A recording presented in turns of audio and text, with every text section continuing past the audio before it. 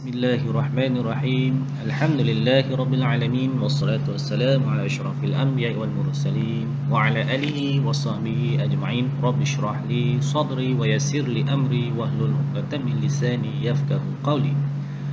Alhamdulillah, berjumpa lagi kita pada kali ini dalam mata pelajaran pendidikan Islam, di mana pada hari ini saya akan menghuraikan berkenaan dengan hukum tajwid, iaitu mim sakinah. Adakah anak-anak faham apakah yang dimaksudkan mim sakinah? Lihat, di sini saya akan menghuraikan satu persatu berkenaan dengan hukum mim sakinah. Mim sakinah ialah mim yang tidak berbaris. Hukum mim sakinah terbahagi kepada 3. Yang pertama ialah idgham mithlain, ikhfa syafawi dan juga izhar syafawi. Baiklah, pada pagi ini saya akan menerangkan berkenaan dengan hukum ikhfa syafawi. Apa itu ikhfa syafawi? Ikhfa syafawi bermaksud pertemuan antara huruf mim sakinah dengan huruf ba dan dibaca secara dengung dengan kadar 2 harakat. Baiklah, mari kita tengok contoh bersama-sama. Di sini saya telah keluarkan 3 contoh di mana huruf mim sakinah berjumpa dengan huruf ba. Cara bacaannya adalah dengung dengan kadar 2 harakat. Baiklah, lihat contoh yang pertama. Dengar dan perhatikan. Bismillahirrahmanirrahim. Tarmihim bihijaratim min sijil. Contoh yang kedua. Inna rabbahum bihim yawma izin la khabir. Contoh yang ketiga.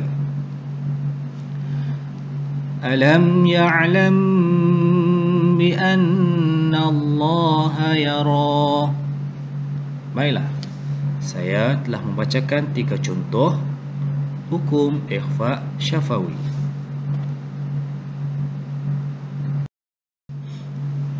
Sekarang mari kita lihat hukum tajwid yang kedua berkenaan dengan mim sakinah, iaitu idgham mithlain. Apa itu idgham mithlain?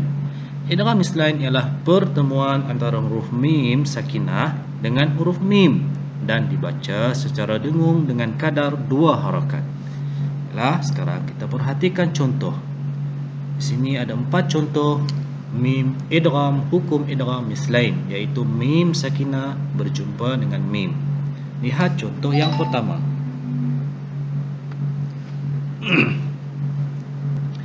A'udzu billahi minasy syaithanir rajim. Bismillahirrahmanirrahim. Innaha 'alaihim muqsadah. Contoh yang kedua. Allazi at'amahum min ju'. Contoh yang ketiga. Biizni rabbihim min kulli am. Contoh yang keempat. Wallahu min waraihim muhit. Tadi saya telah membacakan contoh hukum idgham mithlain. Idgham mithlain saya ulang, berlaku apabila huruf mim sakinah berjumpa dengan huruf mim dan kadar bacaannya 2 harakat. Sekarang kita lihat hukum mim sakinah yang ketiga, yaitu izhar syafawi. Apa itu izhar syafawi? Izhar syafawi berlaku apabila pertemuan mim sakinah dengan semua huruf hijaiyah kecuali huruf mim dan huruf ba. Ia hendaklah dibaca dengan jelas, nyata dan terang. Saya ulang lagi sekali. Izhar syafawi ialah pertemuan huruf mim sakinah dengan semua huruf hijaiyah. Semua huruf hijaiyah kecuali 2 huruf, iaitu mim dan ba.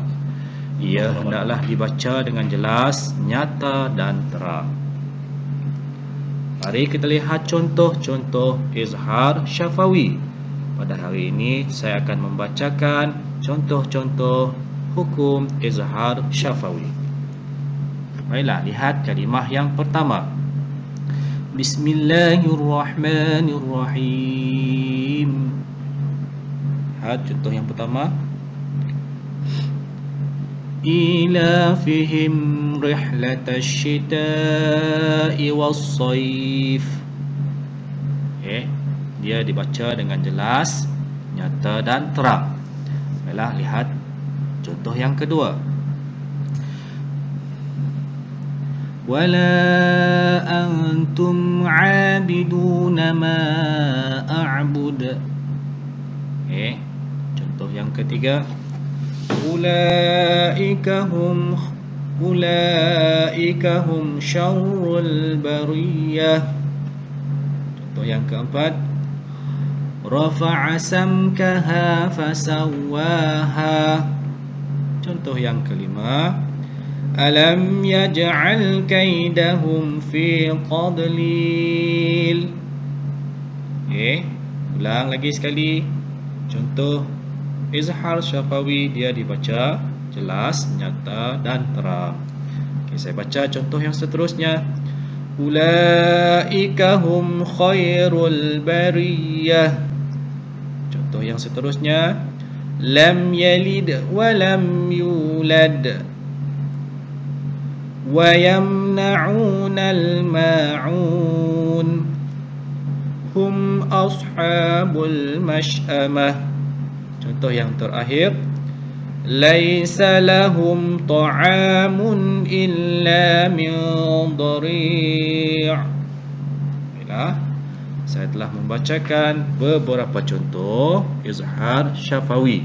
Mana izhar syafawi adalah pertemuan huruf mim sakinah dengan semua huruf hijaiyah kecuali huruf mim dan ba. Ia hendaklah dibaca dengan jelas, nyata dan terang. Baiklah, sampai di sini sahaja penerangan saya pada hari ini. Sehingga kita jumpa lagi pada masa yang akan datang. Wabillahi taufiq wal hidayah. Assalamualaikum warahmatullahi taala wabarakatuh.